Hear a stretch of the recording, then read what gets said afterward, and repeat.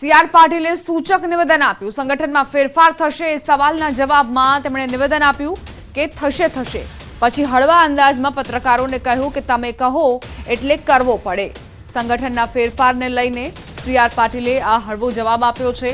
તેમણે કહ્યું કે સંગઠનમાં ફેરફાર થશે, તમે કહો છો એટલે કરવો પડશે।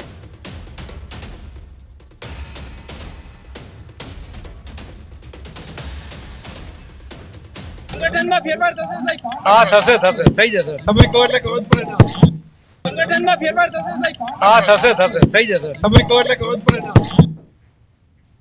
અલગ રાજ્ય ભીલ પ્રદેશની ફરી માંગ ઉઠી છે। આદિવાસી નેતા અને ધારાસભ્ય ચૈતર વસાવાએ સાગબારાના નાનીનાલ ગામ પાસે યોજાયેલા કાર્યક્રમમાં માંગ કરી। ધારાસભ્યએ ભાષણમાં કહ્યું કે આપણી જમીનો બચાવવા આપણે આગળ આવવું પડશે। વન વિભાગ દ્વારા આપણા લોકોના મકાનો ઝૂંપડાઓ તોડાઈ રહ્યા છે। ભીલ પ્રદેશની લડાઈ માટે જાતિ સંપ્રદાય ધર્મને બાજુ પર મૂકી સાથે આવવું પડશે। સમાજના 50% લોકો આ મામલે તૈયાર થયા છે। હજુ લોકોને જાગૃત કરવાના છે। આદિવાસી સમાજના ન્યાય માટે નેતાઓએ એક થવું પડશે। દેશને 29મું રાજ્ય ભીલ પ્રદેશ તરીકે મળશે। આજે 50% લોકો જાગી ગયા છે। પોતાની પાર્ટી, પોતાનું સંગઠન, પોતાનું ધર્મ સંપ્રદાય ઘરે મૂકીને ભીલ પ્રદેશની માંગ સાથે સહમત બન્યા છે।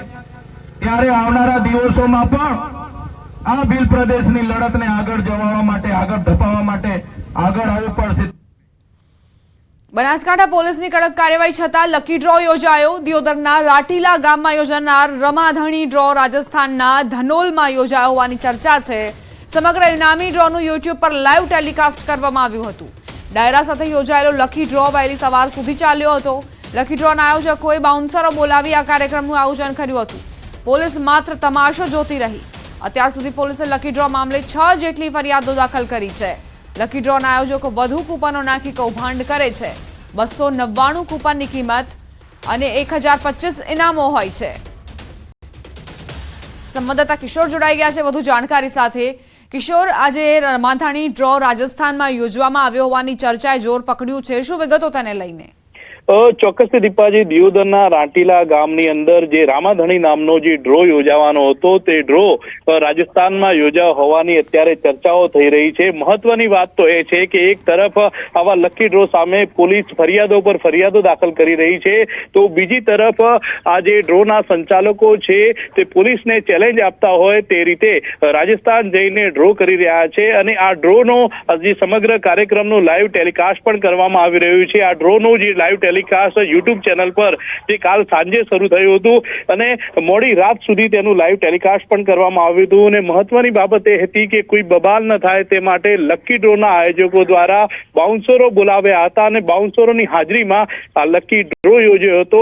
જ્યારે અનેક લોકોએ પોલીસને રજૂઆત પણ કરી હતી, પણ પોલીસ એવું કહી રહી હતી કે તમે ફરિયાદી બનો પછી જ અમે કાર્યવાહી કરશું। આમ પોલીસની કાર્યવાહી સામે પણ અનેક સવાલો ઉઠ્યા છે। ત્યારે આ લકી ડ્રોની અંદર 299ની કિંમતની કૂપનો હતી, 1025 ઇનામો હતા અને આ લકી ડ્રોના આયોજકો દ્વારા વધુ કૂપન નાખીને આ કૌભાંડ કરવામાં આવે છે, છતાં પણ પોલીસે આ ડ્રો સામે કાર્યવાહી ન કરતા અનેક સવાલો પણ ઉઠી રહ્યા છે। આભાર કિશોર જાણકારી આપવા માટે। જૂનાગઢમાં સત્તાધારનો વિવાદ ચરમસીમાએ પહોંચ્યો છે। આપા ગીગા ઓટલાના મહંત નરેન્દ્ર બાપુ વિજય ભગત સામે ખુલ્લીને સામે આવી રહ્યા છે। નરેન્દ્ર બાપુએ વિજય બાપુની સામે ભ્રષ્ટાચાર, વ્યાભિચારના ગંભીર આક્ષેપો કર્યા। નરેન્દ્ર બાપુ શનિવારે સત્તાધાર પહોંચ્યા અને વિજય બાપુને જાહેરમાં ચર્ચા કરવા ખુલ્લો પડકાર ફેંક્યો। તો બીજી તરફ આપા ગીગાના પરિવારજન મોટાભાઈ સવટ વિજય બાપુના સમર્થનમાં આવ્યા અને આક્ષેપોને ફગાવ્યા। ગીતાબેનના બંગલાને લઈને પણ ખુલાસો કર્યો। મારે ઘર્ષણ નથી કરવું, આજે તમે સમજી લેજો। હું ઘર્ષણથી ફાટી નથી પડતો। એનું પાથરો હું ને વિજય ભગત આમને સામને વાત કરીએ। કીધું મેં ના પાડી, મેં એમ કીધું ભાઈ તમે આવી જાઓ। વિજય ભગત ને મોટા ભાઈ ને જેને આવવું હોય એને, તો તમે એને કેમ ન કીધું કે આ પુરાવાઓ ખોટા છે, તમે તમારી પાસે સાચા પુરાવાઓ એ લાવો? આક્ષેપો તો અત્યારે એક ફેશન થઈ ગઈ છે, ગમે એની ઉપર ગમે એવા આક્ષેપો તમે કરી દો, પણ એ જરૂરી નથી કે કોઈ પણ વ્યક્તિ આક્ષેપો કરે તો એના દરેક આક્ષેપના જવાબ દેવા। ગીતાબેન એની પ્રિમાઇસીસમાં રહે છે, આપણે કઈ લેવા દેવા નથી, સત્તાધારને કઈ લેવા દેવા નથી। એમના પતિ જે હતા બટુકભાઈ તારપરા એમની સાથે અહીંયા રહેતા, અને બટુકભાઈ તારપરા જે બંગલો બનાવ્યો છે એવું એને 2 દિવસ પહેલા પોતે પ્રસ્થાપિત કરી દીધું છે. પેલા વાતો એવી થતી હતી કે બાપુ અહીંથી 4 કરોડ રૂપિયા આપ્યા અને 5 કરોડ રૂપિયા આપ્યા અને એનો બંગલો બનાવી દીધો. હવે મૂળ બંગલો ખાલી 4.5 લાખમાં બન્યો છે. સમાચાર આણંદથી. ઉમરેઠમાં તસ્કરોનો તરખાટ જોવા મળી રહ્યો છે. સૈફુલ્લા નગર સોસાયટીમાં તસ્કરોના આટાફેરા. રાત્રે ચોરીના ઈરાદે આટાફેરા માર્યા. તસ્કર ટોળકી સીસીટીવીમાં કેદ થઈ. ઉમરેઠ પોલીસના નાઇટ પેટ્રોલિંગ પર પણ સવાલ ઉઠ્યા છે. સ્થાનિકો મુજબ તસ્કરો અગાઉ આ વિસ્તારની સોસાયટીઓમાં ચોરીને અંજામ આપી ચૂક્યા છે. તસ્કર ટોળકી કઈ રીતે સક્રિય થઈ છે, આ સીસીટીવી ફૂટેજ તેનો પુરાવો આપે છે. કઈ રીતે તસ્કરો આવ્યા અને ત્યારબાદ ચોરીને અંજામ આપ્યો. સ્થાનિકો મુજબ તસ્કરો અગાઉ પણ આ જ રીતે ચોરી કરી ચૂક્યા છે. તસ્કરોને કોઈ જ ડર નથી, કોઈ જ ભય નથી પોલીસનો. કચ્છ સરહદથી ઝડપાયો ઘૂસણખોર. પાકિસ્તાની ઘૂસણખોર ઝડપાયો હોવાની જાણકારી. બીએસએફના જવાનોએ આરોપીને ઝડપી પાડ્યો છે. ઘૂસણખોર પાકિસ્તાનના સિંધનો વતની હોવાની જાણકારી બીએસએફે આપી છે. બીએસએફે ઘૂસણખોરની સઘન પૂછપરછ હાથ ધરી છે. આણંદથી સમાચાર. નાવડી પલટી જતા 3 લોકોના મોત થયા છે. વાંસદ મહીસાગર નદીમાં નાવડી પલટી જતા પિતા પુત્ર સહિત ભત્રીજાનું ડૂબી જવાથી મોત. વાંસદ મહીસાગર નદીમાં માછીમારી કરી રહેલા પરિવાર પર આભ તૂટ્યું. નાવડી પલટી જતા ડૂબતા 3 લોકોના મોત થયા છે, જેમાં પુત્ર, પિતા અને ભત્રીજાનો સમાવેશ થાય છે. પુત્ર અને ભત્રીજાને બચાવવા જતા પિતાનું પણ ડૂબી જવાથી મોત નીપજ્યું હતું.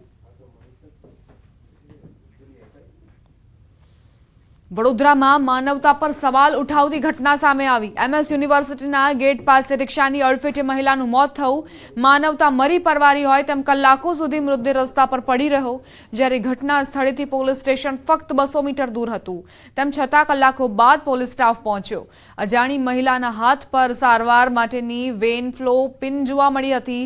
મહિલા કોઈ હોસ્પિટલમાંથી સારવાર લઈને આવી હોવાની આશંકા છે.